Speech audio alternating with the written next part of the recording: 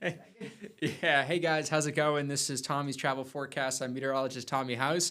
And typically we talk about the weather across the next few days, but there is a fun interview that I have the privilege of doing. We have Dr. Mo, veterinarian, with a special guest. I'm sure you can hear the panting. Dr. Mo, why don't you introduce this furry friend to everyone? Well, this is Juniper. She's a 12-year-old Labradoodle, and she's my dog. I mean, the bandana is perfect. I was feeling festive today. I have we rescued, my wife and I, a dog, and he's half Aussie, half setter. Oh, nice. Used to rock the bandanas, not as much anymore, but Juniper, amazing look for the cameras. Aw. Certainly stylish. So with the holiday season, right, that's coming up, I think it's important. A lot of pet owners have plans of traveling, and I'm sure you have a lot of great knowledge and tidbits of ways that people can travel anxiety-free and making sure they're taking care of their pets as well. Yeah, exactly. I mean, obviously, this is a big time for travel with pets and families for the holidays. So from Thanksgiving to Christmas, it's something that we deal with at the vet clinic every day. Like specifically, I think some of the things that owners need to think about, hopefully a little bit in advance, is what vaccines they may need for boarding.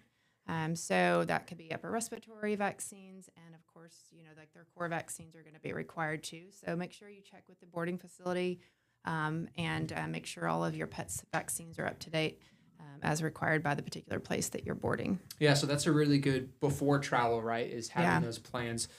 If you have a dog sitter, right, what are some things you can do to maybe prepare, maybe write a list or store food and things like that? Exactly. So I think the boarding and having a dog sitter or time of travel is never a time to switch diets. Right. So it's really important to be stocked up on the diet that your pet does really well on, and not, just send them to boarding and feed whatever's at the facility or whatever that the pet sitter has, because that can definitely lead to some GI upset. And so trying to keep everything as consistent and normal for your pet during that transition as possible. So diet's really important, and if they're on any medications, make sure that you're stocked up with those things. I think a lot of time having a pet sitter is probably for a lot of pets, maybe the least stressful. Going to a boarding facility can be stressful for some pets. And so another thing that we often recommend is maybe starting your dog on a probiotic before they go to boarding, and then continuing while they're boarding. It's been shown to help reduce tummy upset and stuff like that when they're in a kind of a new and maybe a kind of stressful environment.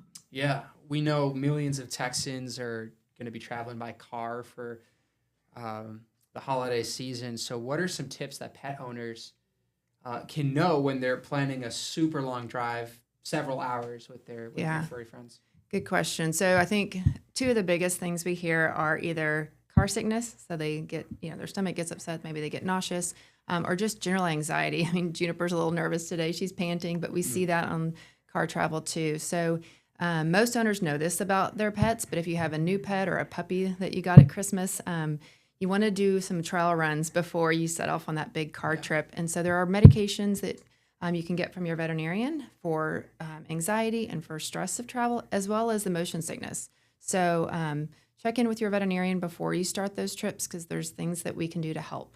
Yeah, and that kind of goes into this next question, like biggest mistakes that, you've seen and learned and that you could help recommend for people who are traveling with pets.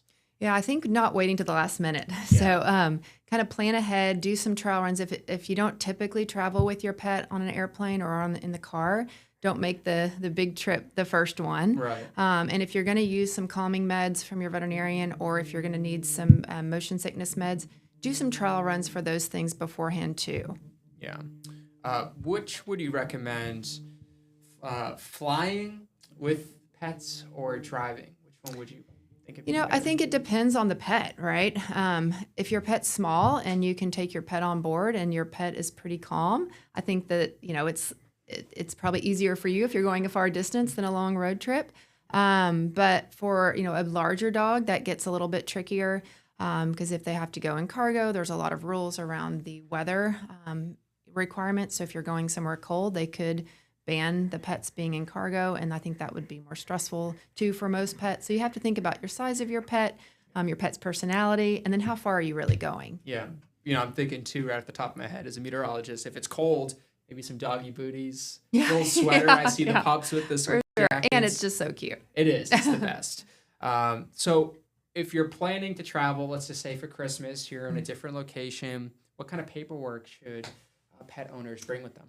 Yeah, so I think it's important to always have your pet's vaccine history, rabies vaccine, even for state to state. I mean, it's very rare that you would get asked to show that documentation, but it is something that is required. So make sure you have your pet's vaccine status up to date. And then other paperwork you might want to have, like I know with our clinic, we have all of our pets' records that live on the app, so owners have easy access to their pet's records. So if your pet got sick, it would be nice to have all your medical history, because if you had to go to an ER vet when you're out of town, you might not have easy access to your pet's medical records. And if they have, a more complicated medical history, it would be really convenient to have that in hand. So maybe printing that out if you don't have easy access to it, like on an app. Yeah, absolutely.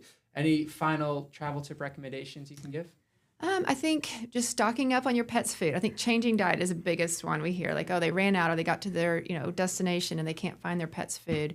And then making sure you have all your medications for your pet or kind of pre-filled, so you don't have to worry about last minute running out. Before a big road trip, if you have a young dog, lots of exercise. Take your dog on a long run or a big walk, so that they're just tired in the car. So a tired pet's going to be much more well behaved. Yeah, easy to take a nap during the drive, and I think a water too, right? Like taking a water Yeah, bottle. for sure. And maybe not feeding your pet, especially if they get motion sickness, car sickness, until you get to your destination. And we didn't touch much on cats, but cats travel too a lot, right? So there are some great meds that you can get from your veterinarian for calming cats while traveling as well. Yeah, definitely. I think that's everything that I have, Doctor. Cool. Well, Yeah. Thank you so much, and thank you for bringing Juniper. Looking Yeah, thanks nice for having with the us. bandana, and have a great and safe travel during this holiday season. Yeah, you too.